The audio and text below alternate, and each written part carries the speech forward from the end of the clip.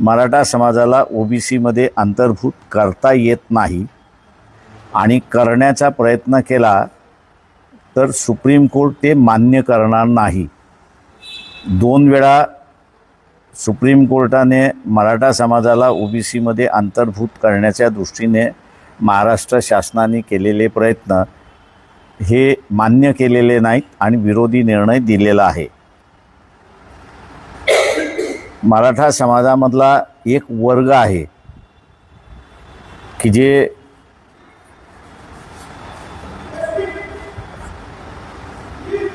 निजामी मराठा जो आहे आणि रयतेतला मराठा जो आहे, हे जोपर्यंत मराठा समाज ऐकत नाही, स्वीकारत नाही, तोपर्यंत मराठ्यांना न्याय मिळणार नाही अशी असणारी परिस्थिती आहे। निजामी मराठी जे आहेत ते निजामबरोबर राहिलेले आहेत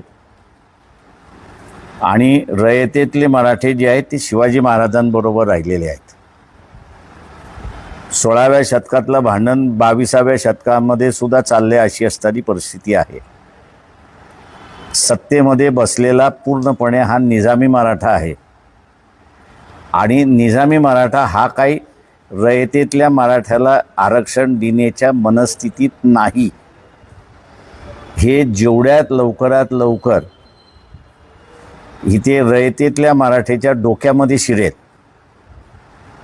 आणि लग्नाच्या भाषेमध्ये